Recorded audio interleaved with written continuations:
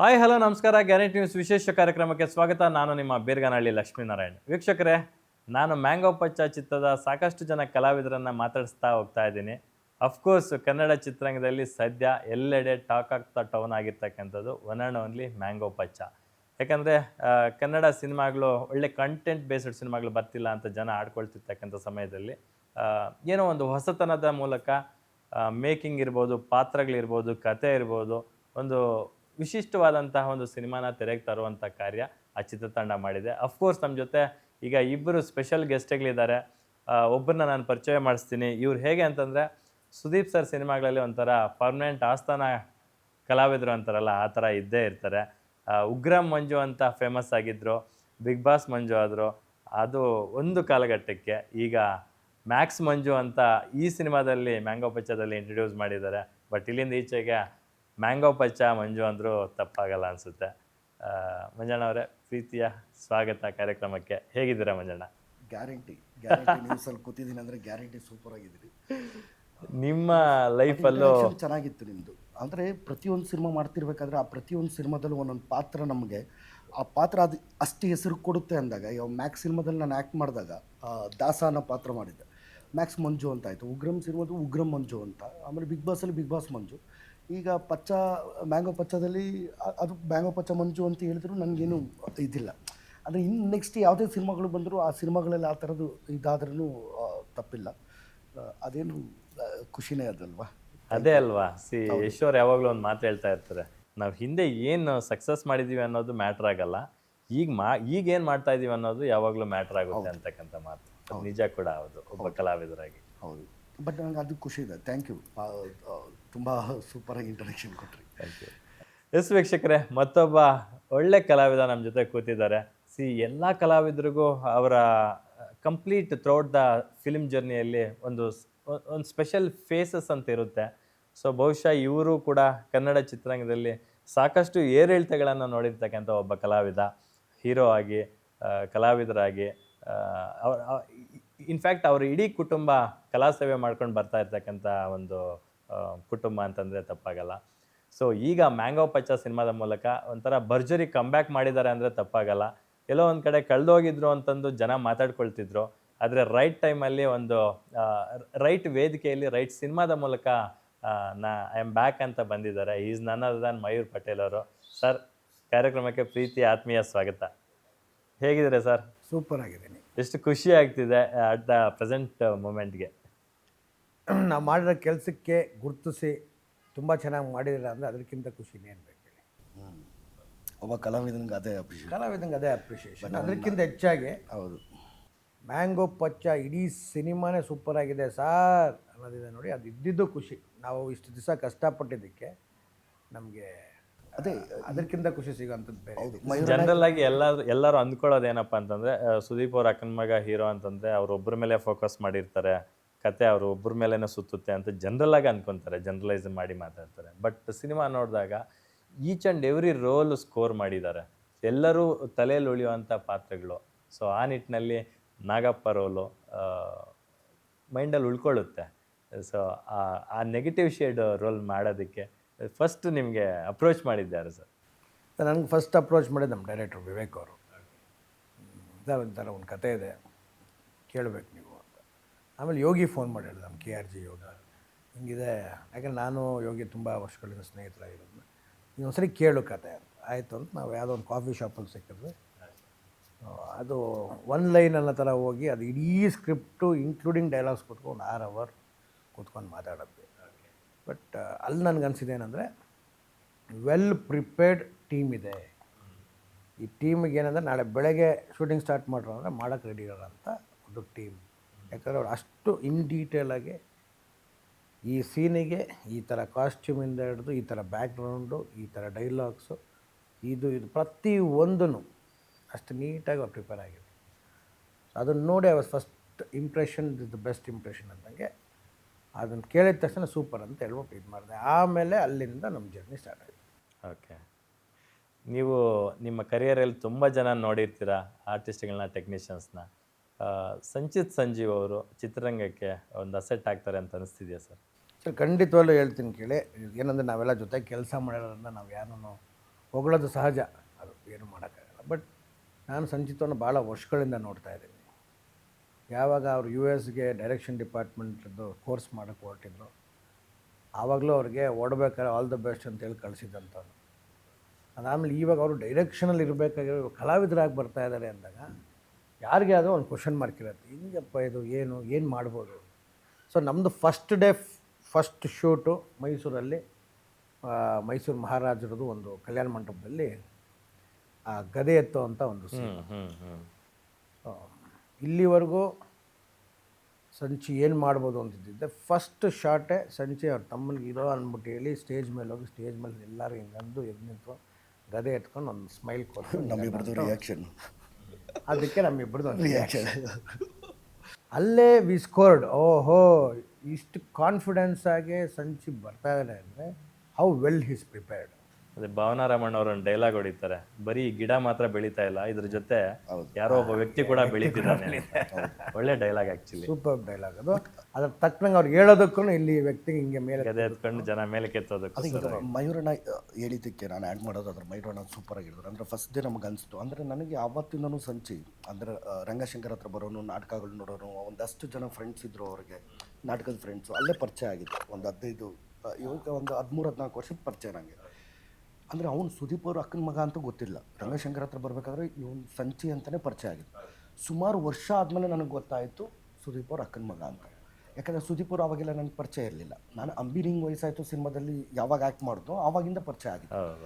ಆಮೇಲೆ ಗೊತ್ತಾಗಿದ್ದು ಅಂಬಿನಿಂಗ್ ವಯಸ್ಸಾಯಿತು ಟೈಮಲ್ಲಿ ಇವನು ಸಂಚಿ ಬಂದ್ಬಿಟ್ಟು ಅಸಿಸ್ಟೆಂಟ್ ಡೈರೆಕ್ಟ್ರು. ಅಸಿಸ್ಟೆಂಟ್ ಡೈರೆಕ್ಟ್ರಾಗಿ ವರ್ಕ್ ಮಾಡ್ತಿರೋದು. ಅವ್ನು ಮಾಣಿಕ್ಯದಲ್ಲೂ ಅಸಿಸ್ಟೆಂಟ್ ಡೈರೆಕ್ಟ್ರಾಗಿ ವರ್ಕ್ ಮಾಡಿದ್ರು, ಸುಮಾರು ಸಿನಿಮಾಗಳಲ್ಲಿ ಅಸಿಸ್ಟೆಂಟ್ ಡೈರೆಕ್ಟ್ರಾಗಿ ವರ್ಕ್ ಮಾಡಿದ್ರು. ಆಮೇಲೆ ಡೈರೆಕ್ಷನ್ಗೆ ಸಿಕ್ಕಾಪಟ್ಟೆ ಒಲ್ವಿದ್ದಿದ್ದು. ಆ್ಯಕ್ಟಿಂಗಿಗೆ ಅಂತ ರಂಗಶಂಕರಕ್ಕೆ ಬಂದು ನಾಟಕಗಳೆಲ್ಲ ನೋಡಿಕೊಂಡು ಇದು ಮಾಡ್ತಿದ್ದು. ಬಿಕಾಸ್ ಯಾಕಂದರೆ ಕ್ಯಾಮ್ರಾಗೆ ನಾವು ಯಾರು ಅನ್ನೋದು ಗೊತ್ತಿಲ್ಲ. ಇವಾಗ ಕ್ಯಾಮ್ರಾ ಲೆನ್ಸಿಗೆ ಕರುಣೆ ಇಲ್ಲ, ದಯೆ ಇಲ್ಲ, ಕೋಪ ಇಲ್ಲ, ಯಾವುದೂ ಇಲ್ಲ ಕ್ಯಾಮ್ರಾಗೆ. ಕ್ಯಾಮ್ರಾ ಮುಂದೆ ನಾವೇನಿದ್ದೀವೋ ಅದು ಮಾತ್ರ ತೋರಿಸುತ್ತೆ ಕ್ಯಾಮ್ರಾ. ಹಾಗಾಗಿ ಇವ್ರ ಹತ್ರ ಎಷ್ಟೇ ದುಡ್ಡು ಇರ್ಬೋದು, ಕೋಟ್ಯದ ರೂಪಾಯಿ ಅವ್ರ ಮಾವ ಹತ್ರ ಇರ್ಬೋದು, ಏನೇ ಬ್ಯಾಕ್ಗ್ರೌಂಡ್ ಇರ್ಬೋದು, ಎಂಥದೇ ಇರಲಿ, ಒಬ್ಬ ಕಲಾವಿದ ಕ್ಯಾಮ್ರಾ ಮುಂದೆ ಆ್ಯಕ್ಟ್ ಮಾಡಬೇಕಾದ್ರೆ ಅದಕ್ಕೆ ತರಬೇತಿ ತೊಗೊಂಡು ಒಂದಷ್ಟು ಎಲ್ಲನೂ ತಿಳ್ಕೊಂಡು ಅವ್ನು ಡೈರೆಕ್ಷನ್ ಟೀಮ್ ಬಗ್ಗೆ ಕೇಳಿ, ಡೈರೆಕ್ಟ್ ಇದ್ರ ಬಗ್ಗೆ ಕ್ಯಾಮ್ರಾ ಬಗ್ಗೆ ಎಲ್ಲವೂ ಗೊತ್ತು ಅವ್ನಿಗೆ. ಅಂದರೆ ಡೈರೆಕ್ಟರ್ ಆಗೋದಕ್ಕೆ ಏನೇನು ಬೇಕೋ ಎಲ್ಲವೂ ಗೊತ್ತು. ಅದು ನಾನು ಏನು ಕೇಳಕ್ಕೆ ಇದು ಮಾಡಿದೆ ಅಂದರೆ, ಒಬ್ಬ ಡಾಕ್ಟ್ರ್ ಆಗಬೇಕು ಅಂತಂದರೆ ಒಂದು ಥಿಯರಿ ಒಂದಷ್ಟು ವರ್ಷ ಓದ್ಕೊಂಡು ಒಂದಷ್ಟು ವರ್ಷ ಪ್ರಾಕ್ಟಿಕಲಾಗಿ ಎಲ್ಲನೂ ತಿಳ್ಕೊಂಡು ಆದಮೇಲೆ ಡಾಕ್ಟ್ರ್ ಆಗೋದು. ಆ್ಯಸ್ ಎ ಕಲಾವಿದನಾಗಬೇಕು ಅಂದ್ರೆ ಎಷ್ಟೇ ಬ್ಯಾಕ್ಗ್ರೌಂಡ್ ಇದ್ದು, ಎಷ್ಟೇ ದುಡ್ಡಿದ್ರು, ಏನೇ ಇದ್ರೇನು ಒಬ್ಬ ಕಲಾವಿದ ಅನ್ಸ್ಕೋಬೇಕು, ಒಂದು ಮೆಚ್ಚುಗೆ ಅನ್ಸ್ಕೋಬೇಕು ಅಂದರೆ ಸಂಪೂರ್ಣವಾಗಿ ಒಬ್ಬ ಕಲಾವಿದ ಆಗಬೇಕು. ಆ ಪಾತ್ರಕ್ಕೆ ಯಾವುದೇ ಪಾತ್ರ ಕೊಟ್ಟರು ಅಂತಂದರೆ ಅದನ್ನು ಮಾಡಲೇಬೇಕು ಸರ್. ಅದನ್ನು ನಮಗೆ ಫಸ್ಟ್ ಶಾರ್ಟಲ್ಲಿ ಅನಿಸಿದ್ದು. ಅದಕ್ಕಿಂತ ಮುಂಚೆನೇ ನನಗೆ ಗೊತ್ತಿತ್ತು ಆ್ಯಕ್ಟ್ ಮಾಡ್ತಾನೆ ಅಂತ ಗೊತ್ತಿತ್ತು. ಬಟ್ ಈ ಸಿನಿಮಾದಲ್ಲಿ ಸರ್ಪ್ರೈಸ್, ಅಂದರೆ ಇಷ್ಟು ಚಂದ ಆ್ಯಕ್ಟ್ ಮಾಡ್ತಾನೆ ಅನ್ನೋದು ಅದೆಲ್ಲ ಸರ್ಪ್ರೈಸ್. ಏನಂದರೆ ಬರೀ ಆ್ಯಕ್ಟಿಂಗ್ ಒಂದೇ ಅಂತಲ್ಲ, ಆಮೇಲೆ ಇದರಲ್ಲಿ ಎಲ್ಲ ಥರದ ಡಿಪಾರ್ಟ್ಮೆಂಟಲ್ಲೂ ಹೌದು ಕರೆಕ್ಟ್ ಈಸ್ ವರ್ಕ್ಡ್. ಆಮೇಲೆ ಏನಾಗುತ್ತೆ, ಬರೀ ಇವಾಗ ನೀವು ಹೇಳ್ದಂಗೆ ಓಪನಿಂಗೆಲ್ಲ ಹೇಳಿದ್ರು, ಒಬ್ರದ್ದು ಲಾಂಚ್ ಆಗ್ತಾ ಇದ್ದಾರೆ, ಬರೀ ಹೀರೋ ಮಾತ್ರ ಕಾಣ್ತಾನೆ ಅಂತ. ಈ ಸಿನಿಮಾದಲ್ಲಿ ಅವ್ರು ಅಂದರೆ ಚೂಸ್ ಮಾಡೋಂಥ ಸ್ಕ್ರಿಪ್ಟ್ ಹಂಗಿದೆ. ಸ್ಟಾರ್ಟಿಂಗೆಲ್ಲ ಬಂದ್ಮೇಲೆ ಒಂದು 100 ಜನಕ್ಕೆ ಹೊಡೆಯೋದು ಎಲ್ಲರೂ ಮಾಡ್ತಾರೆ. ಇದನ್ನು ಆ ಕತೆಗೆ ಏನು ಬೇಕು ಅಷ್ಟು ಮಾತ್ರ ತಲೆಯಲ್ಲಿ ಇಟ್ಕೊಂಡು ಮಾಡಿದ್ದಾರೆ. ಬಟ್ ಪ್ರತಿಯೊಂದು ಡಿಸ್ಕಷನ್ ಮಾಡ್ತಿದ್ರು ಸರ್. ಅಂದರೆ ಡೈರೆಕ್ಟ್ರ್ ಜೊತೆ ಮತ್ತು ಕ್ಯಾಮ್ರಾಮನ್ ಚಂದ್ರು ಸರ್ ಪರಿಚಯ ಇತ್ತು, ಅವ್ರ ಮಾಣಿಕ್ಯದಲ್ಲೇ ವರ್ಕ್ ಮಾಡಿ ಪ್ರತಿಯೊಬ್ಬರು ಟೆಕ್ನಿಷಿಯನ್ ಜೊತೆಗೂ ಡಿಸ್ಕಸ್ ಮಾಡ್ತಿದ್ರು.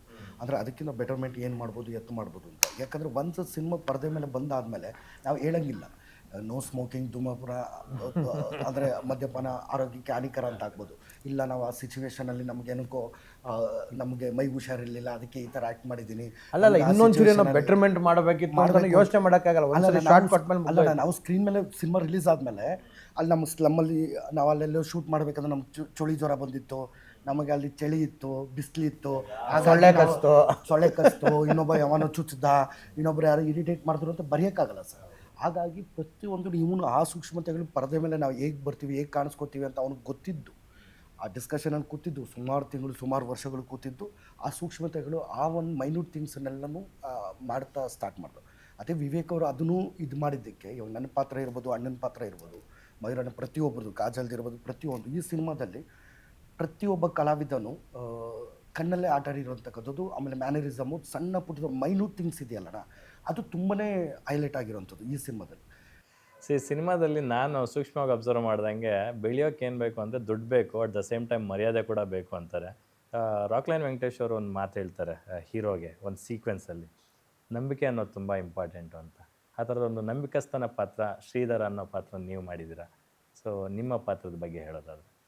ಇಲ್ಲ, ನನಗೆ ಅಂದರೆ ಟೋಟಲಿ ಇಷ್ಟು ವರ್ಷ ಏನು ಸಿನಿಮಾಗಳು ಮಾಡ್ಕೊಂಬಂದಿದ್ದು ಅಂಡರ್ ಪ್ಲೇ ಮಾಡಿದ್ದೀನಿ. ಅಂದರೆ ಅಷ್ಟಾಗಿ ಅಂದರೆ ಕೆಲವೊಂದು ಪಾತ್ರಗಳು ಇವು ದೂರದರ್ಶನದಲ್ಲಿ ಒಂದು ಸರ್ಟನ್ ಸ್ಟೇಜ್ ಗಂಟ ಅಂಡರ್ ಪ್ಲೇ ಮಾಡಿದ್ದೀನಿ. ಹೀರೋ ಸಿನಿಮಾದಲ್ಲಿ ಒಂದು ಕ್ಲೈಮ್ಯಾಕ್ಸ್ ಗಂಟ ಅಂಡರ್ ಪ್ಲೇನೇ, ಏನು ಎತ್ತ ಅನ್ನೋದು ಗೊತ್ತಾಗಲ್ಲ.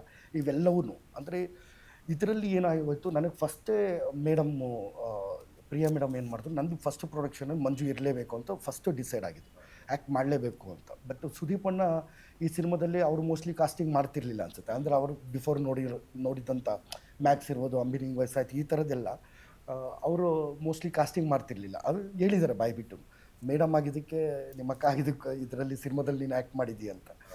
ಆ ರೀತಿಯಲ್ಲಿ ಇರಬೇಕಾದ್ರೆ ವಿವೇಕೂ ಆ ಪಾತ್ರನ ತುಂಬ ಚೆನ್ನಾಗಿ ಡಿಸೈನ್ ಮಾಡ್ಕೊಬಂದಿದ್ದ. ಬಟ್ ನನಗೆ ಖುಷಿ ಇದೆ. ಖುಷಿ ಜೊತೆಗೆ ನನ್ನ ಅನುಭವ ಅಂದರೆ ಯಾವುದೇ ಒಂದು ಸೀನಲ್ಲಿ ಡೈಲಾಗ್ ಇಲ್ದಿರ ಇಷ್ಟು ಪೇಷನ್ಸ್ ಆಗಿ ಮಾಡಿರೋಂಥ ಸಿನಿಮಾ ಅಂದರೆ ಇದೆ.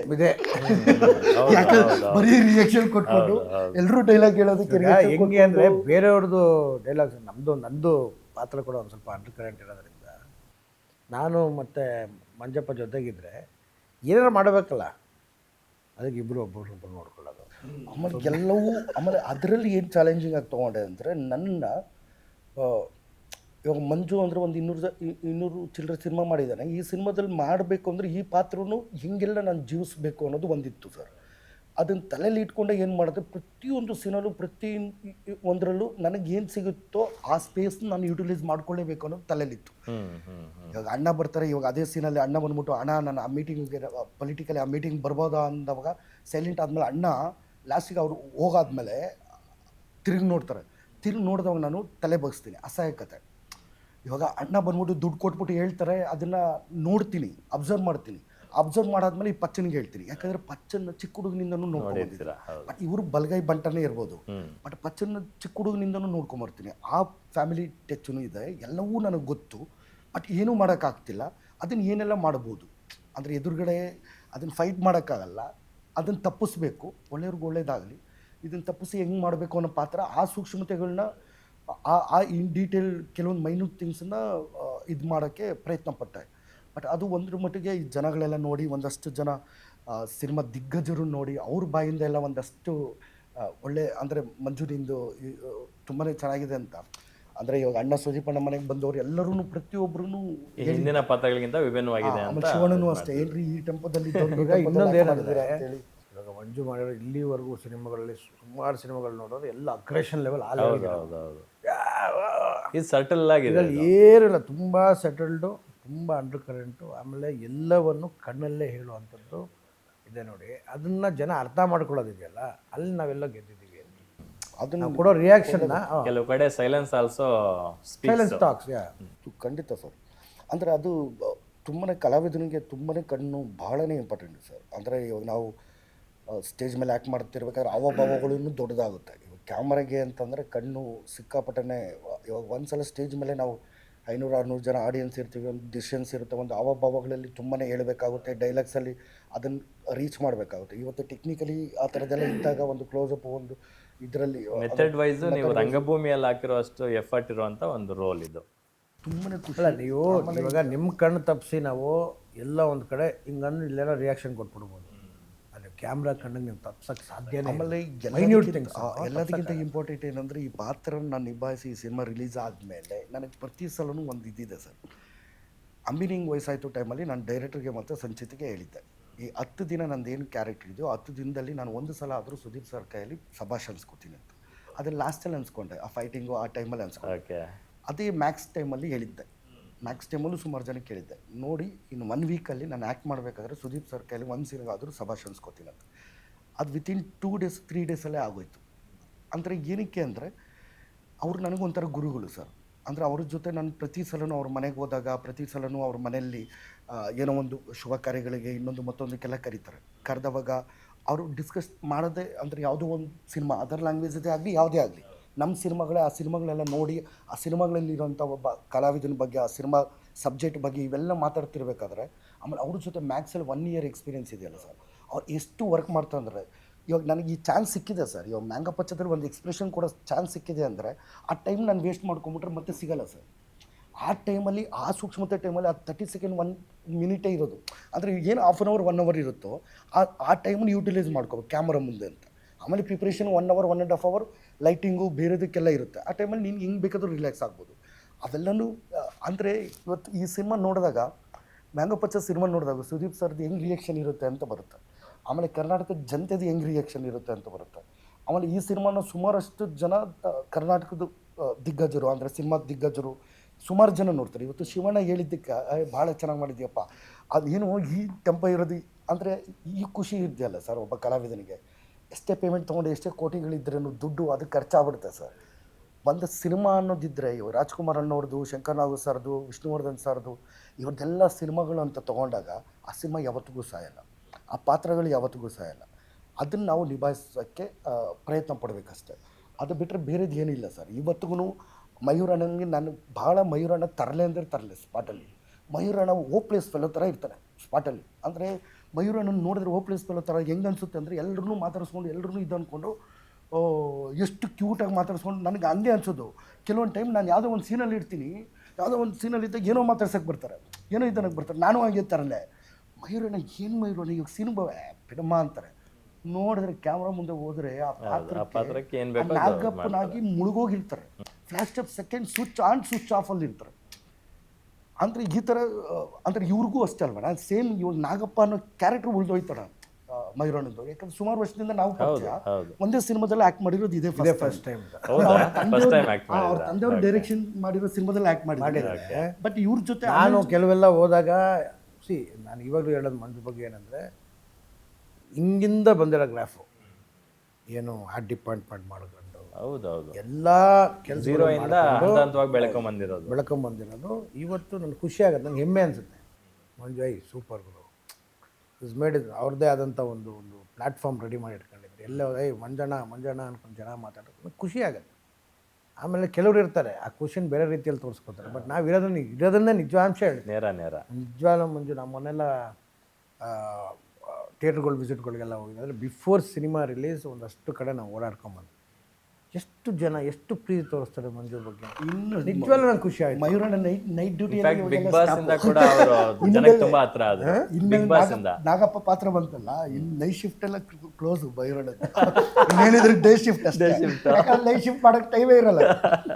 ಬಾಗ್ದು ಇಟ್ಕೊಳ್ಳಿ ಇವತ್ತೇ ಹೇಳ್ತಿದ್ರಿ. ಬಟ್ ಆ ರೀತಿ ಅಸೆಕ್ಟ್ ಲೈಕ್ ಬ್ಯುಸಿ ಆಗ್ತಾರೆ. ಅಂದರೆ ಬ್ಯುಸಿ ಅಂದರೆ ಆಗಲೇಬೇಕು. ಅಂದರೆ ನಮ್ದು ಏನೋ ಒಂದು ಪಾತ್ರಗಳು ಅಂತ ಹೊರಗೆ ಬಂದಾಗ ಆ ಪಾತ್ರನ ಗುರುತಿಸಿ, ಇವತ್ತು ನಮ್ಮ ಕನ್ನಡ ಸಿನಿಮಾದ ಫಿಲಮ್ ಮೇಕರ್ಸ್ ಯಾರೇ ಇರ್ಬೋದು, ಇವತ್ತು ಅಣ್ಣಂದು ನಾನು ನೋಡಿದ್ದೀನಲ್ಲ, ಅಂದರೆ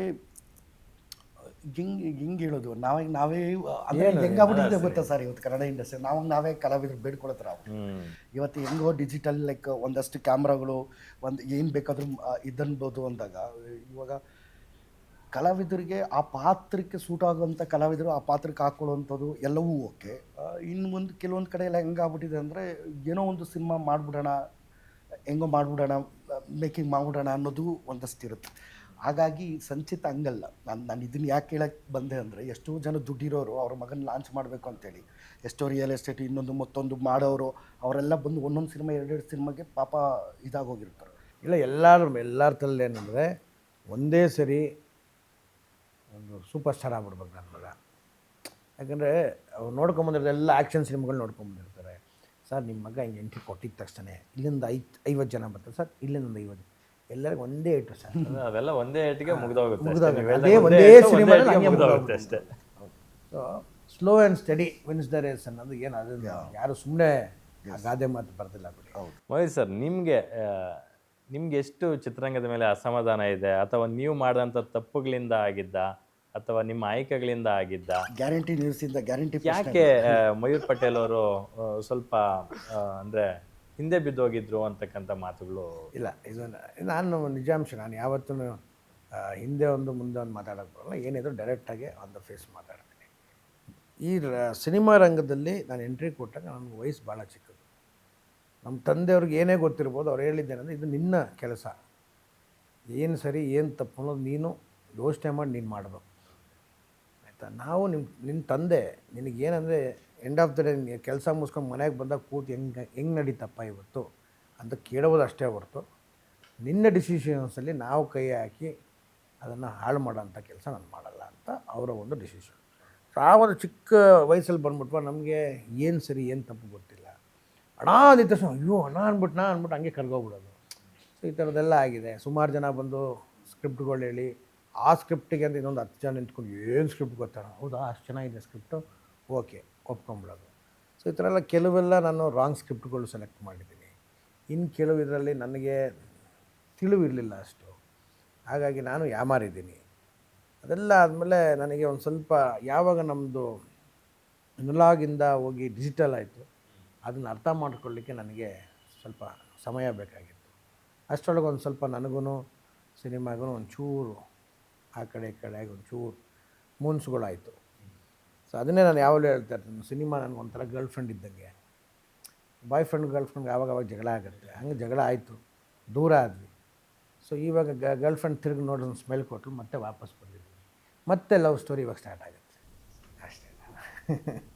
ಬಟ್ ಈ ಬಣ್ಣದ ಋಣ ಇರ್ಬೋದು, ಬಣ್ಣ ಅನ್ನೋದು ಬಿಡಲ್ಲ ಸರ್. ಆಯ್ತು, ನಾವು ಬಿಟ್ಟರು ಅದು ಬಿಡಲ್ಲ ಬಿಡಲ್ಲ ಅದು ನೋಡಿ. ಅದಕ್ಕೆ ನಾನು ಯಾವ ಸಿನಿಮಾನು ಮಾಡೋದು ಬೇಡ ಅಂದ್ಕೊಂಡಿದ್ದೆ.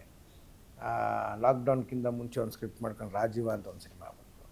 ನಮ್ಮ ತಿರ್ಗಾ ಬೇಡ ಬಿಡು ಅಂದ್ಕೊಂಡಿದ್ದೆ. ಸಡನ್ನಾಗಿ ಒಂದು ಲಾಕ್ಡೌನ್ ಟೈಮಲ್ಲಿ ಶೀಲೇಶು ನಾನು ಕೂತ್ಕೊಂಡು ಒಂದು ಸ್ಕ್ರಿಪ್ಟ್ ಮಾಡಿದ್ದೆ, ಪೆಪೆ ಅಂತ.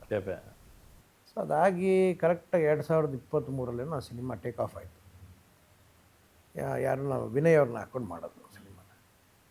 ನಾನು ಸುಮ್ಮನೆ ಆಗೋದು. ಅದಾಗಿ almost first schedule second schedule ಆದಮೇಲೆ ಸರ್ ಅದು ಗುಣ ಅಂತ ಒಂದು ಕ್ಯಾರೆಕ್ಟರ್ ಬರುತ್ತಲ್ಲ ಸರ್, ನೀವೇ ಮಾಡುವ, ಬಿಡಮ್ಮ ನಾನು ಮಾಡಲ್ಲ. ನಮಗೇನಿತ್ತು ಇಲ್ಲಿವರೆಗೂ ನಾನು ಫುಲ್ ಫ್ಲೆಶ್ ಹೀರೋ ಆಗ ಮಾಡ್ಕೊಂಬಂದೆ, ಹೆಂಗೆ ಮಾಡೋದು. ಆಮೇಲೆ ಇಲ್ಲ, ಇದು ಗೆಸ್ಟ್ ಅಪಿರಿಯನ್ಸ್ ಸರ್, ಬರೀ ಒಂದು 4-5 ದಿವಸ ಬೇಕು. ಆ ಗೆಸ್ಟ್ ಅಪಿರಿಯನ್ಸ್ ಹೋಗ್ಬಿಟ್ಟು ಒಂದು ಲೆವೆಲ್ಗೆ ತಗೊಂಬಂದು ನಿಲ್ಲಿಸ್ಬಿಟ್ಟ ಅವನು. ಅದು 5 ದಿನ ಇದ್ದಿದ್ದು 9-10 ದಿವಸ ಮಾಡೋದು. ಆಮೇಲೆ ನಾನು ಏನೋ ಮಾಡಿರ್ತಾನೆ ಬಿಡು ಅಂತ. ಆಮೇಲೆ ಸಿನಿಮಾದಲ್ಲಿ ನೋಡಿದಾಗ ಇಟ್ ವಾಸ್ ಕಂಪ್ಲೀಟ್ಲಿ ಡಿಫ್ರೆಂಟ್ ಇದು. ಸೊ ಮೇ ಬಿ ನನಗೂ ಈ ಸಿನಿಮಾದಲ್ಲಿ ಬಂದು ಕತೆ ಕೇಳಿದೆ, ಎಲ್ಲ ಓಕೆ ಆಯಿತು. ಫಸ್ಟ್ ಶೆಡ್ಯೂಲು ಮುಗೀತು. ಮುಗಿದಾದಮೇಲೆ ನಾನು ಕ್ಯಾಪ್ಟನ್ನ ಮೀಟ್ ಮಾಡಿದೆ. ತುಂಬ ಚೆನ್ನಾಗಿ ಮಾಡಿದ್ಯಾ ಅಂತ ಹೇಳಿದ್ರು ಕಣೋ. ಹೌದಾ, should be saying thanks to me ಅಂದರು. ನಿಮಗೆ ಯಾಕೆ ಥ್ಯಾಂಕ್ಸು ಅಂತ ನಾನು ಕೇಳಿದೆ. ಆಮೇಲೆ ಗೊತ್ತಾಗಿದ್ದ ವಿಷಯ ಏನಂದರೆ ಮಯೂರನ್ನ ಹಾಕಲ್ರಿ ಕರೆಕ್ಟಾಗಿರ್ತಾನೆ ಆ ಕ್ಯಾರೆಕ್ಟರ್ಗೆ ಅಂತ ಅವರೇ ಹೇಳಿದ್ದು, ಅವರೇ ಸಜೆಸ್ಟ್ ಮಾಡಿದ್ದಂತೆ. ಸುದೀಪ್ ಸರ್ ತನ್ನ ಸಿನಿಮಾಗಳ ಆ್ಯಕ್ಟಿಂಗ್ ಕೂಡ ಪಕ್ಕಕ್ಕಿಟ್ಟು ಈ ಸಿನಿಮಾಗೆ ಎಷ್ಟು ಎಫರ್ಟ್ಸ್ ಹಾಕಿದ್ದಾರೆ ಅಂತ. ಇನ್ಫ್ಯಾಕ್ಟ್ ಪೆಪೆ ಸಿನಿಮಾ ನೋಡಿದಾಗಲೇ ಫಿಕ್ಸ್ ಆಗಿದ್ರು ಅನಿಸುತ್ತೆ, ಸಂಚಿತ್ ಅವರ ಮೊದಲ ಸಿನಿಮಾದಲ್ಲಿ ನೀವು ಕಾಜಲ್ ಕುಂದರ್ ಅವರು ಇರಬೇಕು ಅಂತ. ಯಾಕಂದರೆ ಅದಕ್ಕಿನ್ನೂ ಕಾಸ್ಟ್ ಫೈನಲ್ ಮಾಡೋ ಹಂತಕ್ಕೆ ಹೋಗಿರಲಿಲ್ಲ ಅಂತೆ, ಸಂಚಿತ್ ಅವ್ರು ಮಾತಾಡ್ತಾ ಹೇಳ್ತಾ ಇದ್ರು. ಆಗ್ಲೇ ಸುದೀಪ್ ಸರ್ ಈ ಹುಡುಗಿ ಅದು ನನಗೆ ಗೊತ್ತಿರಲಿಲ್ಲ, ಹೇಳಿದ್ರಂತೆ. ಅದು ನನಗೂ ಗೊತ್ತಿಲ್ಲ. ನಾನು ಮತ್ತು ಕಾಜಲ್ ಇಬ್ಬರದ್ದು ಹೆಸರು ಅವ್ರು ಹೇಳಿರೋದು ನನಗೆ ಗೊತ್ತೇ ಇರಲಿಲ್ಲ. ಓಕೆ. ಆಮೇಲೆ ಎಲ್ಲ ಫಸ್ಟ್ ಶೆಡ್ಯೂಲ್ ಮುಗಿಸ್ಕೊಂಡು ಬಂದಾದಮೇಲೆ ಇಲ್ಲ ಕಣ ನಾನೇ ಸಜೆಸ್ಟ್ ಮಾಡಿದೆ, ಥ್ಯಾಂಕ್ ಯು ಸೋ ಮಚ್ ಅಂತೇಳಿ. ನನಗೆ ಇನ್ನೊಂದು ಖುಷಿ ಏನಂದರೆ, ಇವಾಗ ಈ ಕಡೆ ಯೋಗಿ ಫ್ರೆಂಡು, ಇಷ್ಟು ವರ್ಷ ಸ್ನೇಹಿತ, ಅವನದೊಂದು ಪ್ರೊಡಕ್ಷನ್ KRG. ಸೊ ಅವನ ಜೊತೆಗೆ ಒಂದು ಸಿನಿಮಾ ಮಾಡೋಂಥ ಒಂದು ನನಗೊಂದು ಅವಕಾಶ ಸಿಕ್ಕಿತ್ತು. ಇನ್ನೊಂದು ಪ್ರಿಯಾ ಬಾಬಿಯವರ ಮೊದಲನೇ ಪ್ರೊಡಕ್ಷನ್, ಅದರಲ್ಲೂ ನಾನು ಇದ್ದೀನಿ ಅನ್ನೋದು ಅದು ಒಂಥರ ಡಬಲ್ ಧಮಾಕ ನಮಗೆ. ಅದರ ಜೊತೆಗೆ ಸಿನಿಮಾ ರಿಲೀಸ್ ಆಗಿ ಇವತ್ತು ನನ್ನ ಕ್ಯಾರೆಕ್ಟರ್ ನೋಡಿ ಸರ್ ಸಿನಿಮಾ ತುಂಬ ಜನ ನೋಡಿದ್ದಾರೆ, ತುಂಬ ಜನ ಅಪ್ರಿಷಿಯೇಟ್ ಮಾಡ್ತಿದ್ದಾರೆ, ನಿಮ್ಮ ರೋಲ್ಗೂ ಒಳ್ಳೆ ಪ್ರಶಂಸೆಗಳು ಬರ್ತಾ ಇದೆ. ನಿಮಗೆ ಸಿಕ್ಕಂಥ ಬೆಸ್ಟ್ ಕಾಂಪ್ಲಿಮೆಂಟ್ ಯಾರಿಂದ ಏನಾಗಿತ್ತು ಸರ್? ಸರ್ ನೋಡೋರು ಎಲ್ಲರೂ ಯಾರೂ ಇಂಥದ್ದು ನೆಗೆಟಿವಿಟಿ ನಮ್ಮ ಸಿನಿಮಾ ಬಗ್ಗೆ ಏನೂ ಮಾತಾಡಿಲ್ಲ ಸರ್. ನೆಗೆಟಿವಿಟಿ ಯಾರೂ ಏನೂ ಮಾತಾಡಿಲ್ಲ. ಅನ್ಫಾರ್ಚುನೇಟ್ಲಿ ನಮ್ಗೆ ಸಿಕ್ಬಿಡ್ತು because of the background of the cinema. ಅಂದರೆ ಏನು ನಾವು ಡ್ರಗ್ಸ್ ಅನ್ನೋದೇನಿದೆ ಆ ಒಂದು ಇದಕ್ಕೆ ಏನೇ ಕೊಡಬೇಕು ಅನ್ನೋದ್ರಿಂದ ಕೊಟ್ಟಿದ್ದಾರೆ ಅಷ್ಟೇ ಹೊರತು, ಅದು ಬಿಟ್ಟರೆ ಎಲ್ಲೂ ನಮ್ಮಲ್ಲಿ ಏನೋ ವಲ್ಗ್ಯಾರಿಟಿ ಆಗಲಿ ಇನ್ನೊಂದಾಗಲಿ ಮತ್ತೊಂದಾಗಲಿ ಏನೂ ಇಲ್ಲ. ಸಿನಿಮಾ ನೋಡಿದವರೆಲ್ಲ ಅವ್ರವ್ರ ಪಾತ್ರ ಎಲ್ಲರೂ ಅಷ್ಟು ಚೆನ್ನಾಗಿ ಮಾಡಿದ್ದಿಲ್ಲ. ಬಟ್ ನಿಮ್ಮನ್ನೋರು ಅಯ್ಯೋ ಅನಿಸುತ್ತೆ ಸರ್ ಅಂತ.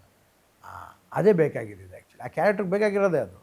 ಅವನು ಒಳ್ಳೆಯವನೇ, ಚಿಕ್ಕವನಿಂದನೂ ನಾಗಪ್ಪ ಒಳ್ಳೆಯವನೇ. ಅವನ ಹೆಸರು ನಾಗಪ್ಪ ಇರ್ಬೋದು, ಆದರೆ ಅವ್ನು ಎಡೆ ಎತ್ತದೇ ಇರೋಂಥ ನಾಗಪ್ಪ. ಎಲ್ರಿಗೂ ಒಳ್ಳೇದಾಗಲಿ ಅಂತಲೇ ಇರ್ತಾನೆ. ಈ ಕಡೆ ಹೆಂಡತಿ ಅವನ ತಪ್ಪದಾರಿಗೆ ಎಳಿತಾಳೆ, ಈ ಕಡೆ ಮಹೇಂದ್ರ ಅವನ ತಪ್ಪದಾರಿಗೆ ಎಳಿತಾನೆ. ಇಬ್ಬರು ಚೆನ್ನಾಗಿರೋ ಅಂಥವ್ರನ್ನ ದೂರ ಮಾಡ್ತಾರೆ. ಕೊನೆಗೆ ಎಂಡ್ ಆಫ್ ದ ಡೇ ಈ ಸಿನಿಮಾದಲ್ಲಿ ನಾವು ಹೇಳೋಕ್ಕೆ ಹೊರಟೋದೇನು ಅಂದರೆ, blood is thicker Dhan the water. So ನೀವು ಏನೇ ಮಾಡಿದ್ರು ರಕ್ತ ಸಂಬಂಧ ಸಂಬಂಧನೇ ಯಾವತ್ತಿಂದನೂ ಬೇರೆ, ಅದೇ ಅದಕ್ಕಿರೋ ಅದೇ ತೂಕ, ಗಟ್ಟಿ, ಅದಕ್ಕಿರೋ ಒಂದು ಬಾಂಡಿಂಗ್ ಅದಿದ್ದೇ ಬಾಂಡಿಂಗೇ ಇರುತ್ತೆ. ಬೇರೆ. ಸೊ ಕೊನೆಗೆ ಇಬ್ಬರು ಒಂದಾಗ್ತಾರೆ, ಎಲ್ಲವನ್ನು ಮುಗಿಸ್ತಾರೆ.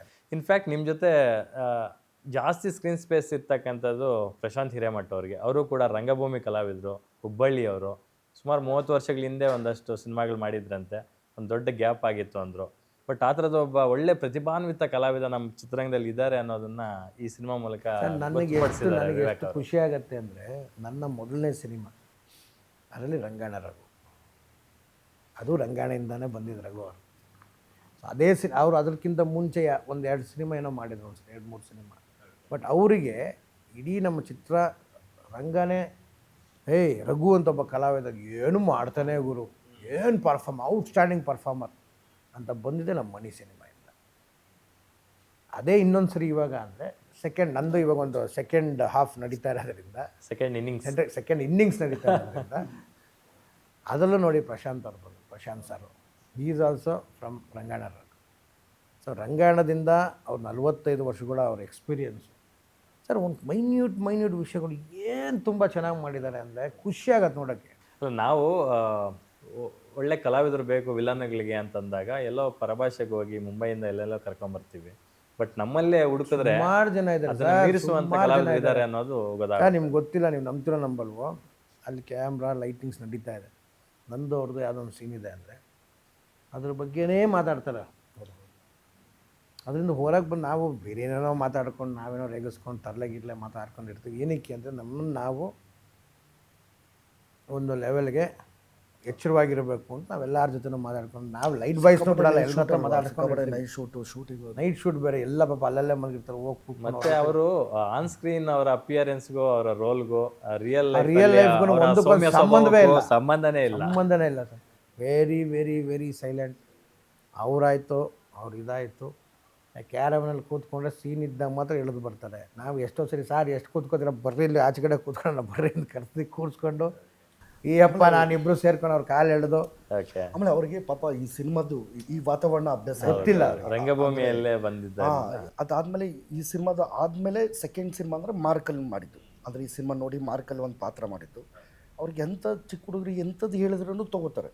ಅಂದರೆ ಕೆಲವೊಂದು ಈ ಕ್ಯಾಮ್ರಾಗೆ ಏನು ಸಂಬಂಧಪಟ್ಟಂಗಿರುತ್ತೋ, ನಾವು ರಂಗಭೂಮಿನಲ್ಲಿ ಅವಾಗಲೆಲ್ಲ ದೊಡ್ಡದಾಗಿರುತ್ತೆ. ಇವಾಗ ನಮಗೂ ಸ್ಟಾರ್ಟಿಂಗಲ್ಲಿ ಬಂದಾಗ ಕ್ಯಾಮ್ರಾ ಕ್ಲೋಸಪ್ ಅಂದರೆ ಇಷ್ಟೆಲ್ಲ ಇರಬೇಕಿಲ್ಲ, ಔಟ್ ಆಫ್ ಫ್ರೇಮ್ ಆಗುತ್ತೆ, ಕೈ ಹಿಂಗೆ ಜಾಸ್ತಿ ಆಯ್ತಾರೆ, ಕೈ ಕಟ್ಟ, ಈ ಥರದ್ದೆಲ್ಲ ಒಂದಷ್ಟು ಫಸ್ಟು ಸ್ಟಾರ್ಟಿಂಗಲ್ಲಿ ಹಂಗೆ ಅನಿಸ್ತೇ ಹೊರತು ಅದಾದಮೇಲೆ ಏನು ತಿನ್ಕೊಂಬಿಟ್ಟಿದ್ದಾರೆ ನೋಡಿ. ಹೌದೌದು, ತುಂಬಾ ಚೆನ್ನಾಗಿ ಮಾಡಿದ್ದಾರೆ. ನಾನು ಹೇಳಿದೆ ಬಹುಶಃ ಈ ಸಿನಿಮಾ ಆದ್ಮೇಲೆ ನೀವು ತುಂಬಾ ಬ್ಯುಸಿ ಆಗ್ತೀರಾ ಅಂತ ಅವ್ರಿಗೆ ಹೇಳಿದೆ ಸಂದರ್ಶನ. ಖಂಡಿತ ಇಲ್ಲ. ಇದರಲ್ಲಿ ವಿವೇಕ್ ಅವರು ಅದೇ ಪರ್ಟಿಕ್ಯುಲರ್ ಕಾಸ್ಟಿಂಗ್ ಅನ್ನೋದೈತಲ್ವಾ, ಅದರಲ್ಲಿ ಗೆದ್ದವ್ರೆ. ಅಂದರೆ ಪ್ರಶಾಂತ್ ಸರ್ ಇರ್ಬೋದು, ಆಮೇಲೆ ಈ ಪಚ್ಚನ್ ಗ್ಯಾಂಗ್ ಇದೆಯಲ್ಲ, ಎಲ್ಲ ರಂಗಭೂಮಿ ಕಲಾವಿದರು. ಆ ಸಣ್ಣ ಪುಟ್ಟ ಪಾತ್ರಗಳು ಪ್ರತಿಯೊಂದು ಇಂಪಾರ್ಟೆಂಟ್ ಅಂತ ಅನ್ಸುತ್ತೆ. ಸಿಮೆಂಟ್ ಅಂತ ಬರ್ತಾನೆ, ಬರೋದೇ ಒಂದು 3 ಇಂದ 4 ಇದ್ರಲ್ಲಿ ಬರೋದು ಅಷ್ಟೇ. ನೀವು ನಮ್ದು ಸಿಮೆಂಟ್ ಅಂದ್ರೆ ಓಪನಿಂಗ್ ಅಂದರೆ ಇವ್ನು ಸಿಮೆಂಟ್ ನೋಡಿ ಎಬ್ಬರಿಸ್ತೀನಿ ಇವತ್ತಿಗೆ ಎದಾಡ್ತಾನೆ. ಏನು ಖುಷಿ ಕೊಡುತ್ತೆ ಆ ಕ್ಯಾರೆಕ್ಟರ್ ಅಂದರೆ, ಭಯಾ ನಿಮಗೋಸ್ಕರ ಗಿಫ್ಟ್ ಭಯಾ ಅಂತಾರೆ. ತುಂಬ ಖುಷಿ ಕೊಡುತ್ತೆ ಆ ಕ್ಯಾರೆಕ್ಟರ್. ಆಮೇಲೆ ಅವ್ರು ಇನ್ನೊಂದು ಬೆಂಗಳೂರಿಂದ ಸಪ್ಲೈ ಮಾಡೋಕ್ಕೆ ಬಿಸ್ನೆಸ್ ಮಾಡೋಕೆ ಬರ್ತಾರಲ್ಲ, ಬಿಸ್ನೆಸ್ ಮಾಡೋಕೆ ಒಬ್ರು ಅಲ್ಟಿಮೇಟ್ ವಿವೇಕ್ ಅಂತ ನಮ್ಮ ಡೈರೆಕ್ಟರ್ ಬರ್ತಾರೆ. ಅದನ್ನು ಸೂಪರ್ ಆಗಿ ನೋಡಿ, ಅವರು ಒಂದು ಕ್ಯಾರೆಕ್ಟರ್ ಹಾಕೊಂಡವ್ರೆ. ಅಂದರೆ ಎಲ್ಲವೂ ಪ್ರತಿಯೊಂದು. ಆಮೇಲೆ ನೋಡಿ, ಎಲ್ಲರೂ ರಂಗಭೂಮಿ ಕಲಾವಿದರೆ. ನಮ್ಮ ಡೈರೆಕ್ಟ್ರು ಕೂಡ ಇವಾಗ ರಂಗಭೂಮಿ ಕಲಾವಿದರು. ಸೊ ಅಲ್ಲಿಂದ ಅವ್ರು ಹೊರಗೆ ಬಂದು ಆಮೇಲೆ RJ ಆಗಿ ಆಮೇಲೆ ಡೈರೆಕ್ಷನ್ ಡಿಪಾರ್ಟ್ಮೆಂಟಿಗೆ ಬಂದು ಇವತ್ತು ಡೈರೆಕ್ಟರ್ ಆಗಿದೆ.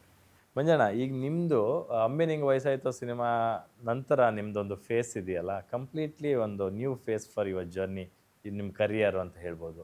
ಸುದೀಪ್ ಸರ್ ಅವರ ಗೆಳೆತನ, ಬಿಗ್ ಬಾಸ್ ಆಗಿದ್ದು, ಮಾರ್ಕು ಈ ಸಿನಿಮಾಗಳಾಗಿದ್ದು, ಈಗ ಮ್ಯಾಂಗೋ ಪಚ್ಚ, ಇದೆಲ್ಲ ಮತ್ತು ನಿಮ್ಮ ಆ ಫೇಸಲ್ಲೇ ಮದುವೆ ಆಗಿದ್ದು, ಬಿಸ್ನೆಸ್ ಶುರು ಮಾಡಿದ್ದು, ಹೋಟೆಲ್ ಬಿಸ್ನೆಸ್ಸು, ಎಲ್ಲ ಏನನ್ಸುತ್ತೆ ಮಂಜಣ್ಣ? ಖುಷಿನ ಸರ್. ಅಂದರೆ ಒಬ್ಬ ಮನುಷ್ಯನಿಗೆ ಒಂದು ಪಾಸಿಟಿವ್ ಎನರ್ಜಿ ಇರಬೇಕಣ್ಣ, ಒಂದು ನೇಚರೇ ಸಪೋರ್ಟ್. ಇವಾಗ ನಮಗೆಲ್ಲನೂ ನೇಚರಿಂದನೇ ನಾವು ದೇವರು ಅಂತ ನಂಬೋದು, ನೇಚರಿಂದನೇ ಎಲ್ಲನೂ ಆಗ್ತಿದೆ, ಎಲ್ಲವೂ ಒಳ್ಳೆಯದು ಅಂತ ಹೇಳೋದು. ನಮ್ಮ ಸುತ್ತಮುತ್ತ ಒಳ್ಳೆಯವರಿದ್ದರೆ ಒಳ್ಳೆಯದೇ ಆಗುತ್ತೆ. ನನ್ನ ಸುತ್ತಮುತ್ತ ಯಾರ್ಯಾರು ಇರ್ತೀವಿ, ಹೇಗಿರ್ತೀವಿ ಅನ್ನೋದ್ರ ಮೇಲೆ ಡಿಪೆಂಡ್ ಆಗುತ್ತೆ. ನನ್ನ ಸುತ್ತಮುತ್ತ ಯಾವಾಗೂ ಖಾಲಿ ಹೇಳೋರು, ಬೇರೆಯವ್ರ ಬಗ್ಗೆ ಮಾತಾಡೋದು, ಬೇರೆ ನೆಗೆಟಿವ್ ಎನರ್ಜಿನೇ ಇತ್ತು ಅಂದರೆ ನಂಗೆ ನೆಗೆಟಿವೇ ಆಗುತ್ತೆ. ನಮ್ಮ ಸುತ್ತಮುತ್ತ ಒಳ್ಳೇದು ಮಾತಾಡಿಕೊಂಡು ಬೇರೆಯವ್ರ ಬಗ್ಗೆ ಮಾತಾಡ್ದಿರೋ ನಮ್ಮ ಕೆಲಸ ಆಯಿತು, ನಮ್ಮ ಕಾರ್ಯ ಆಯಿತು, ನಾವು ಹೇಗಿರಬೇಕು ಏನು ಅನ್ನೋದ್ರ ಬಗ್ಗೆ ನಾವು ಮಾತಾಡ್ಕೊಂಡ್ರೆ ಆಗುತ್ತೆ. ಸುದೀಪ್ ಸರ್ ಹೇಳಿದ್ದನ್ನೆಲ್ಲ ನಾನು ಸುಮಾರಷ್ಟು ಪಾಲಿಸಿಲ್ಲ. ಇವಾಗ ಮ್ಯಾಕ್ಸ್ ಟೈಮಲ್ಲೆಲ್ಲ ಸುಮಾರಷ್ಟು ಹೇಳಿದರು, ಫಿಸಿಕಲಿ ನೋಡ್ಕೊ, ಫಿಸಿಕಲಿ ಇನ್ನೂ ಬಿಲ್ಡ್ ಮಾಡು, ಹಿಂಗೆ ಇನ್ನೂ ಒಳ್ಳೊಳ್ಳೆ ಪಾತ್ರಗಳು ಬರುತ್ತೆ ಅಂತಿದ್ರು. ಅದನ್ನೂ ಮಾಡಿಲ್ಲ. ಕೆಲವೊಂದು ಕಡೆ ಕಾನ್ಸೆಪ್ಟ್, ಇವಾಗ ಫ್ಯಾಮಿಲಿನ ನೋಡ್ಕೊ ಅಂತ ಹೇಳ್ತಾರೆ, ಫ್ಯಾಮಿಲಿಗೆ ವ್ಯಾಲ್ಯೂಸ್ ಗೊತ್ತು. ಆಮೇಲೆ ಅಕ್ಕನೂ ಅಷ್ಟೇ, ಪ್ರಿಯಾ ಅಕ್ಕ ಮನೆಗೆ ಹೋಗಿದ್ದು ಕೂಡ ಹೆಂಡತಿ ಹೇಗಿದ್ದಾರೆ ಅಂತ ಕೇಳ್ತಾರೆ, ಏನು ಮಾಡ್ತಿದ್ದಾರೆ ಸಂಧ್ಯಾ, ಅಪ್ಪ ಅಮ್ಮ ಹೇಗಿದ್ದಾರೆ, ಪ್ರತಿಯೊಂದು ವಿಚಾರಿಸೋದು, ಪ್ರತಿಯೊಂದು ಇದು ಮಾಡೋದು. ಅಂದರೆ ನೀವು ನನಗಂತೂ ಖುಷಿ ಇದೆ ಸರ್ ಅವ್ರ ಜೊತೆ. ಆಮೇಲೆ ಆ ಎನರ್ಜಿ, ಆಮೇಲೆ ಪ್ರತಿ ಸಲನೂ ದುಡಿಬೇಕು, ಮಾಡಬೇಕು, ಏನಾದರೂ ಕೆಲಸ ಮಾಡಬೇಕು, ಹೊಸತನದ್ದು ಏನಾದರೂ ತರಬೇಕು, ಆಡಿಯನ್ಸ್ ಮುಂದೆ ಬರಬೇಕು, ಸಿನಿಮಾದಾಗಿರ್ಬೋದು ಪ್ರತಿಯೊಂದು. ಆಮೇಲೆ ಅಷ್ಟಿದ್ದಾದಮೇಲೆ ನಾನು ಬಿಗ್ ಬಾಸ್ಗೆ ಸ್ಟೇಜ್ ಮೇಲೇ ಗೊತ್ತಾಗಿದ್ದು ಅವರಿಗೆ, ಯಾವುದು ಓಪನಿಂಗ್ ಎಂಟ್ರಿ ಅಂತ ನಂದು ಇತ್ತಲ್ಲಣ್ಣ, ಆವಾಗಲೇ ಮಂಚನ ಅಂತ ಗೊತ್ತಾಗಿದ್ದು. ಲಾಸ್ಟಲ್ಲಿ ನಾನು ಎಂಟ್ರಿ ಕೊಟ್ಟಿದ್ದು 14ನೇದು 13-14ನೇದು ನಾವು ಹೋಗಿದ್ದು, ಆವಾಗಲೇ ಗೊತ್ತಾಗಿದ್ದು ಅವರಿಗೆ. ಅಂದರೆ ಅವರು ಪ್ರೊಫೆಷ್ನಲಿ ಎಷ್ಟು ಯಾವುದಕ್ಕೆ ಎಲ್ಲೆಲ್ಲಿ ಎಷ್ಟು ಬೌಂಡ್ರಿನಲ್ಲಿ ಇಡಬೇಕೋ ಅಷ್ಟಷ್ಟಲ್ಲೇ ಪ್ರತಿಯೊಂದು ವಿಚಾರನೂ ಹಂಗೆ ಇಡ್ತಾರೆ. ಸಿನಿಮಾಗೆ ಸಂಬಂಧಪಟ್ಟಿದ್ದು, ಫ್ಯಾಮಿಲಿಗೆ ಸಂಬಂಧಪಟ್ಟಿದ್ದು, ಮತ್ತು ಬಿಗ್ ಬಾಸು, ರಿಯಾಲಿಟಿ ಶೋ ಇವೆಲ್ಲವೂ ಹಾಗೆ ಇಡ್ತಾರೆ. ಆ ಥರದ ವಿಚಾರದಲ್ಲಿ ನಾವು ಭಾಳನೇ, ಇವಾಗ ನಾನು ಅದನ್ನೇ ಹೇಳಿದ್ದಲ್ವ ನಾನು ಸ್ಟಾರ್ಟಿಂಗಲ್ಲಿ, ಮ್ಯಾಂಗೋ ಪಚ್ಚದಲ್ಲಿ ಇವಾಗ ಸುಮಾರು ಜನ ಕರ್ನಾಟಕದ ಜನತೆ ಎಲ್ಲ ಮೆಚ್ಕೊಳ್ಳೋದು ಹೌದು. ಅಭಿನಯ ಚಕ್ರವರ್ತಿ ಮೆಚ್ಕೊಡ್ತಾರಲ್ಲ, ಅಭಿನಯ ಚಕ್ರವರ್ತಿ ಬಾಯಿಂದ ನೀನು ಚೆಂದ ಮಾಡಿದ್ಯಾ ಕಣೋ, ಆ ಶ್ರೀಧರ ಕ್ಯಾರೆಕ್ಟರ್ ಚೆನ್ನಾಗಿ ಮಾಡಿದ್ಯಾ ಅಂತ ಅನ್ಸ್ಕೊಂಡ್ರೆ ಅದು ನನಗೆ ಬೇರೆ ಒಂಥರ, ಅದು ಹೆಂಗೆ ಅನಿಸುತ್ತೆ ಅಂದರೆ ಯಾವುದೋ ಸ್ಟೇಟ್ ಅವಾರ್ಡು, ನ್ಯಾಷನಲ್ ಅವಾರ್ಡು, ಯಾವುದೋ ಆಸ್ಕರ್ ಬಂದಂಗೆ ಅನಿಸ್ಬಿಡುತ್ತೆ. ನಿಜವಾಗ್ಲೂ ದೊಡ್ಡದು ಅನಿಸ್ಬಿಡುತ್ತೆ. ಯಾಕಂದರೆ ಅವ್ರ ಸಿನಿಮಾಗಳು ನೋಡ್ಕೊಂಡೇ ಬದುಕಿದ್ದು ನಾವು ಎಲ್ಲ. ರಾಜ್ಕುಮಾರ್ ಅಣ್ಣ, ವಿಷ್ಣುವರ್ಧನ್, ಈ ಥರದವರು, ಇವ್ರುಗಳ ಬಾಯಲ್ಲಿ ಏನಾದರೂ ಬಂದ್ಬಿಟ್ರೆ ನಮಗೆ ಸಾಕಲ್ವ ಸರ್. ಇವಾಗ ಈ ಸಿನಿಮಾದಲ್ಲಿ ನಾನು ಮಿಸ್ ಮಾಡ್ಕೊಂಡಿದ್ರೆ ನನ್ನಷ್ಟು ಇದು ಇರ್ತಿರ್ಲಿಲ್ಲ, ಈ ಪಾತ್ರನ ಅದೆಲ್ಲ. ಬಟ್ ಅವ್ರು ಬೇಕು ಅಂದಾಗ ನಾನು ಅದನ್ನೇ ಸ್ಕ್ರಿಪ್ಟು ಕೇಳಿಲ್ಲ, ಎಂಥದ್ದು ಕೇಳಿಲ್ಲ. ಸೀರಿಯಸ್ ಕಾರ್ತಿಕ್ ಅವರು ಕಾಲ್ ಮಾಡಿದ್ರು, ಓಕೆ ಅಂದೆ. ಎಷ್ಟು ದಿನ ಬೇಕು, ಎಲ್ಲಿ, ಏನು, ಎತ್ತ. ಅದಾದಮೇಲೆ ಬಂದು ವಿವೇಕ್ ಅವ್ರ ಹತ್ರ ಆಮೇಲೆ ಕತೆ ಕೇಳಿದ್ದು. ಅದು ಯಾವಾಗ JP ನಗರಕ್ಕೆ ಬಂದು ಅಲ್ಲಿ ಓಕೆ ಎಲ್ಲ ಹೇಳಾದ್ಮೇಲೆ ಬಂದು ಕತೆ ಕೇಳಿದ್ದು. ಆಮೇಲೆ ಅಲ್ಲಿಂದ ಸ್ಟಾರ್ಟ್ ಆಗಿದ್ದು. ಆಮೇಲೆ ಸುಮಾರು ಜನ ನಿಮ್ಮ ಮೀಡಿಯಾದವರೇ ಹೇಳಿದ್ದಾರೆ, ಮೀಡಿಯಾ ಫ್ರೆಂಡ್ಸೇ ಒಂದಷ್ಟು ಜನ ಹೇಳಿದ್ದಾರೆ ನನಗೆ ರೀಸೆಂಟಾಗಿ. ಏನಂತ ಹೇಳಿದ್ದಾರೆ ಅಂದರೆ, ನೀವು ಸುದೀಪ್ ಅವ್ರ ಜೊತೆ ಬಹಳ ಒಡನಾಟ ಇರೋದ್ರಿಂದ ನಿಮ್ಗೆ ಅವಕಾಶಗಳೆಲ್ಲ ಕಡಿಮೆ ಆಗ್ತಿದೆ, ಅವಕಾಶಗಳು ಕಡಿಮೆ ಆಗ್ತಿದೆ. ಸುದೀಪ್ ಸರ್ ಜೊತೆ ಇದ್ದರೆ, ಸುದೀಪ್ ಸರ್ಗೆ ಸಂಬಂಧಪಟ್ಟಿದ ಆ ಪ್ರೊಡಕ್ಷನ್ಗಳಲ್ಲಿ ಅದರಲ್ಲೇ ಬೇರೆಯವರು ನಿಮ್ಮನ್ನು ಕಾಸ್ಟಿಂಗ್ ಮಾಡೋದ್ರಲ್ಲಿ ಕಡಿಮೆ ಆಗ್ತಿದೆ ಅಂತಲೂ ಹೇಳಿದ್ದಾರೆ. ಬಟ್ ನನಗೆ ಅದು ಏನು ಆಶ್ಚರ್ಯ ಅನಿಸ್ತು. ಆಮೇಲೆ ಸುಮಾರು ಜನ ಹಂಗೆ ಹೇಳಿದವಾಗ ಆಶ್ಚರ್ಯ ಅನಿಸ್ತು. ನಾನು ಕಲಾವಿದ ಸರ್, ನನಗೆ ಬ್ಯಾರಿಕೇಡ್ಸ್ ಇಲ್ಲ ಸರ್, ನಾನು ಎಲ್ಲರ ಸಿನಿಮಾನೂ ಮಾಡ್ತೀನಿ ಸರ್. ಇವತ್ತು ನಾನು ಯಾರ ಜೊತೆ ಸಿನಿಮಾ ಮಾಡಿಲ್ಲ ಅಂತೇಳಿ, ಸುದೀಪ್ ಸರ್ ಜೊತೆ, ದರ್ಶನ್ ಸರ್ ಜೊತೆ, ಯಶ್ ಅವ್ರ ಜೊತೆ, ಆಮೇಲೆ ನಮ್ಮ ದುನಿಯಾ ವಿಜಯ ಅಣ್ಣರ ಜೊತೆ, ಯೋಗಿ ಅವ್ರ ಜೊತೆ, ಈಗ ಚಿಕ್ಕಣ್ಣ ಜೊತೆ, ಯಾರ ಜೊತೆ ಮಾಡಿಲ್ಲ ಸರ್. ಎಲ್ಲರ ಜೊತೆನೂ ಸಿನಿಮಾ ಮಾಡಿದ್ದೀನಿ. ನಮ್ಮದು ಕಲಾವಿದರ ಜೀವನ ಏನು ಅಂತಂದರೆ, ನಾನು ಥಿಯೇಟ್ರ್ ಮಾಡಬೇಕಾದ್ರೆ ಆವತ್ತಿನ ದಿನದಿಂದ ನಾನು ಏನು ಅಂತಂದರೆ, ನನ್ನ ಎಷ್ಟಾಗುತ್ತೋ ಅಷ್ಟು ಸಿನಿಮಾಗಳು ನಾನು ಮಾಡಬೇಕು, ಎಷ್ಟು ಪಾತ್ರಗಳು ಅಭಿನಯಿಸೋಕ್ಕಾಗುತ್ತೋ ಅಷ್ಟು. ಅದೆಲ್ಲದಕ್ಕಿಂತ ಇಂಪಾರ್ಟೆಂಟ್ ಏನು ಅಂದರೆ, ಆವಾಗಿದ್ದು ನನ್ನ ತಂಗಿರು, ನಮ್ಮ ಜವಾಬ್ದಾರಿ, ನನ್ನ ಜೀವನ ನಡಿಬೇಕು. ನಾನು ನಂಬ್ಕೊಂಡಿರೋದು ಇದರಿಂದ ನನಗೇನು ಬರುತ್ತೋ, ನಾನು ಸಿನಿಮಾಗೆ ಏನು ಕೊಡ್ತೀನೋ, ಸಿನಿಮಾಯಿಂದ ನನ್ನ ಜೀವನಕ್ಕೆ ಏನು ಬರುತ್ತೋ, ಆ ಎಕನಾಮಿಕಲ್ ಏನೇ ಬಂದರೂ ಅದನ್ನು ನನ್ನ ಜೀವನ ರೂಪಿಸ್ಕೋಬೇಕು ಅನ್ನೋದು ಅಷ್ಟೇ ಬಿಟ್ಟರೆ ಬೇರೆ ಇಲ್ಲ ಸರ್. ನಾನು ಅದನ್ನೇ ಹೇಳ್ತಿರೋದು.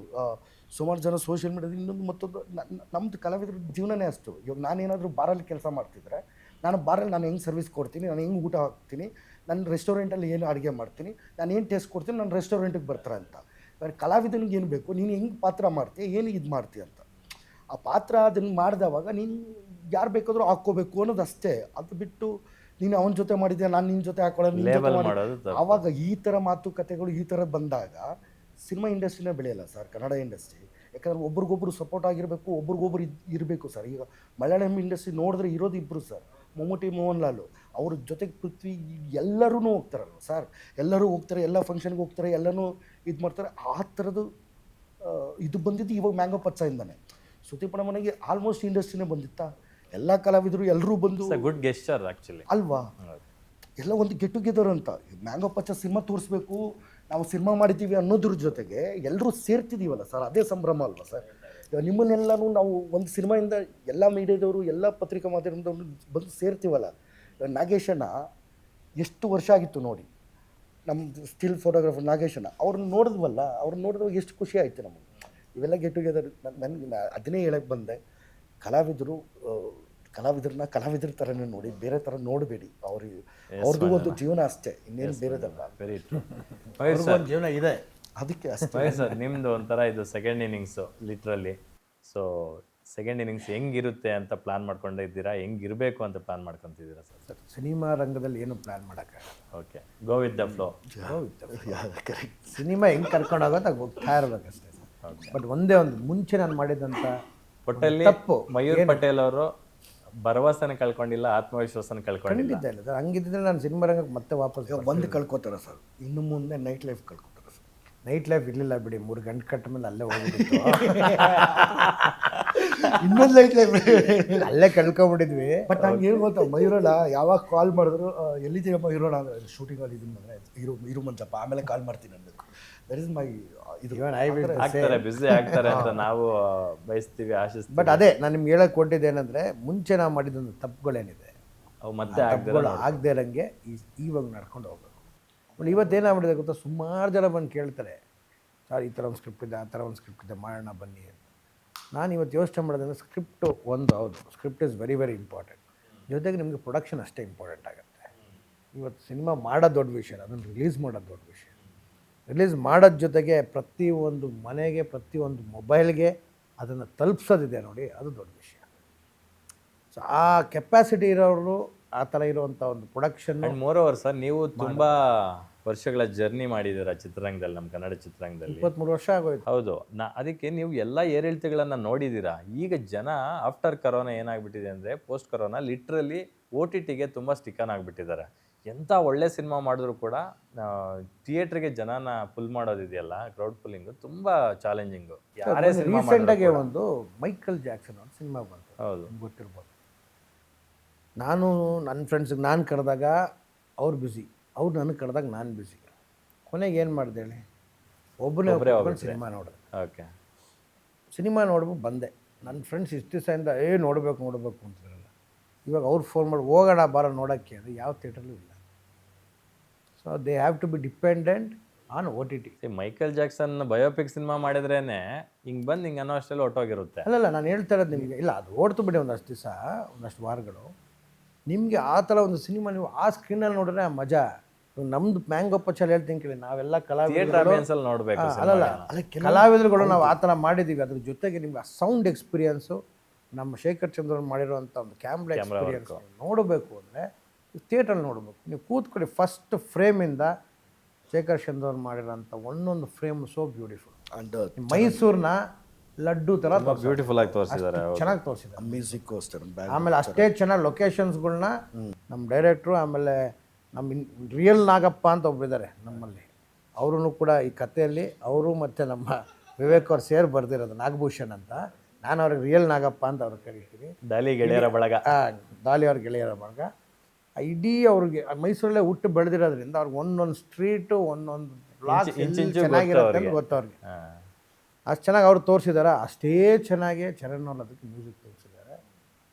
ನೆಕ್ಸ್ಟ್ ಲೆವೆಲ್ಲು ನಿಮಗೆ ಆ ಒಂದೊಂದು ಬೇಸ್ ದುಮ್ಮದು ಹಿಂಗೆ ಓಪನ್ ಆದರೆ ವಾವ್ ಫ್ಯಾಕ್ಟರ್ಸ್. ಅದನ್ನ ನೀವು ಎಕ್ಸ್ಪೀರಿಯೆನ್ಸ್ ಮಾಡ್ಬೇಕಂದ್ರೆ ಥಿಯೇಟ್ರಿಗೆ ಬರಬೇಕು. ಇಲ್ವಾ, ನಿಮಗೆ ನಿಜವಾಗ್ಲೂ ಹೇಳ್ತೀರಿ, ನೀವು ದುರಾದೃಷ್ಟರು ಕೂತ್ಕೊಂಡು ಮೊಬೈಲಲ್ಲಿ ಏನೂ ಕೇಳಿಸಲ್ಲ, ಏನೂ ಮಾಡಲ್ಲ, ಇಟೇಟ್ ಇದರಲ್ಲಿ ನೋಡಿದ್ರೆ ಆ ಸಿನಿಮಾನ ಫೀಲು ಬರಲ್ಲ. ರೀಲ್ಸ್ ನೋಡೋಕ್ಕೆ ಓಕೆ, ಕೆಲವೆಲ್ಲ ಬೇರೆ ಚಾಟ್ ಮಾಡೋಂಥ ಒಂದಷ್ಟು ಶೋಸ್ಗಳೆಲ್ಲ ಅದೆಲ್ಲ ನೋಡ್ಬೋದು ಅಷ್ಟೇ ಹೊರತು, ನೀವು ಸಿನಿಮಾ ಅಂದಾಗ ಫುಲ್ ಫ್ಲೆಜ್ಡಾಗೆ ಆ ಥಿಯೇಟ್ರಲ್ಲಿ ಕೂತ್ಕೊಂಡು ಆ ಎಕ್ಸ್ಪೀರಿಯೆನ್ಸ್ ಮಾಡೋದಿದೆ ನೋಡಿ. ನಿಜವಾಗ್ಲೂ ಹೇಳ್ತೀನಿ, ನಾವುಗಳು ಲಕ್ಕಿ. ಆ ಟೈಮಲ್ಲಿ ಥಿಯೇಟ್ರ್ ಅಂದರೆ ಅದಕ್ಕೊಂದು ಬೆಲೆ ಇತ್ತು. ನಿಜವಾಗ್ಲೂ ಆಡಿಯನ್ಸ್ ಥಿಯೇಟ್ರ್ ಒಳಗೆ ಕೈ ಮುಕ್ಕೊಂಡು ಥಿಯೇಟ್ರ್ ಒಳಗೆ ಬರೋದು. ಹೆಂಗೆ ನಾವು ಸ್ಟೇಜ್ ಮೇಲೆ ಹತ್ತಬೇಕಾದ್ರೆ ಸ್ಟೇಜಿಗೆ ಕೈ ಮುಕ್ಕೊಂಡು ಹತ್ತೀವೋ, ಹಂಗೆ ಥಿಯೇಟ್ರ್ ಕೈ ಮುಕ್ಕೊಂಡು ಥಿಯೇಟ್ರ್ ಒಳಗೆ ಬರೋರು ಎಷ್ಟೋ ಜನ ನೋಡಿದ್ದೀನಿ. ಅವ್ರು ಒಳಗೆ ಬಂದು ಒಂದೊಂದು ಫ್ರೇಮನ್ನ ಅಷ್ಟು ಎಂಜಾಯ್ ಮಾಡೋರು. ಇವತ್ತು they have lot of other options, ತುಂಬ ಆಪ್ಷನ್ಸ್ ಇದೆ. ನಿಮ್ಗೆ ಏನು ಬೇಕು ನಿಮಗೆ ಬೆರಳು ತುದಿಯಲ್ಲಿದೆ. ಆಮೇಲೆ ಇನ್ನೊಂದಣ, ನನ್ನದೇ ಕೆಲವೊಂದು ಸಿನಿಮಾಗಳು ಥಿಯೇಟ್ರಲ್ಲಿ ಇವಾಗ ನನಗೆ ಫೀಲ್ ಆಗಿರೋದಣ. ರಿಲ್ಯಾಕ್ಸ್ ಸತ್ಯ ಅಂತ ಒಂದು ಸಿನಿಮಾ ಮಾಡಿದ್ದೆ. ಆ ರಿಲ್ಯಾಕ್ಸ್ ಸತ್ಯ ಸಿನಿಮಾ ಸೂಪರು. ಅಂದರೆ ಪ್ರೊಡಕ್ಷನ್ ಹೌಸ್ ಕಡೆಯಿಂದ ಅಷ್ಟೊಂದು ಪಬ್ಲಿಸಿಟಿ ಮಾಡಿ ಸಿನಿಮಾ ರಿಲೀಸ್ ಮಾಡೋಕ್ಕಾಗಲಿಲ್ಲ. OTTನಲ್ಲೂ ರಿಲೀಸ್ ಆಗಿಲ್ಲ. ಎಲ್ಲಿ ನೋಡ್ತೀರಾ? OTTನಲ್ಲೂ ರಿಲೀಸ್ ಆಗಿಲ್ಲ. ಯೂಟ್ಯೂಬಲ್ಲಿ ಹೊಡ್ಬಿಟ್ಟು ಅಲ್ಲೆಲ್ಲ ಸಿಕ್ಕರೆ ನೋಡೋದು ಅಷ್ಟೇ. ಅದೇ ಡೈರೆಕ್ಟ್ರ್ ಮಾಡಿದ್ದು 3ನೇ ಕೃಷ್ಣಪ್ಪ ಸಿನಿಮಾ ಥಿಯೇಟ್ರಲ್ಲಿ ಓಡಿಲ್ಲ, OTTಯಲ್ಲಿ ಚೆನ್ನಾಗಿತ್ತು. ಅಲ್ಲಿ ಎಲ್ಲ ಆಯಿತು, ಪ್ರೊಡ್ಯೂಸರ್ಗೆ ದುಡ್ಡು ಏನಾಯಿತು. ಆಮೇಲೆ ಹೇಳ್ತಿದ್ದಾರೆ OTTನಲ್ಲಿ ನೋಡಾದ್ಮೇಲೆ, ಅಯ್ಯೋ ಈ ಸಿನಿಮಾ ನಾವು ಥಿಯೇಟ್ರಲ್ಲಿ ನೋಡಲಿಲ್ವಲ್ಲ ಅಂತ ಹೇಳ್ತಿದ್ದಾರೆ. ಬಟ್ ಆ ಥರದ್ದು ಒಂದಷ್ಟು ಇದಾಗುತ್ತೆ. Yes Manjanna, thank you so much. ಸಾಕಷ್ಟು ವಿಚಾರಗಳನ್ನ ನಮ್ಮ ಜೊತೆ ಶೇರ್ ಮಾಡ್ಕೊಂಡ್ರಿ. ಮಯೂರ್ ಸರ್, ನನಗಂತೂ ಪರ್ಸ್ನಲಿ ತುಂಬ ಖುಷಿ ಆಯಿತು. ನಾನು ಒಂದು 14 ವರ್ಷಗಳಾಯಿತು ಫಿಲ್ಮ್ ಜರ್ನಲಿಸ್ಟ್ ಆಗಿ.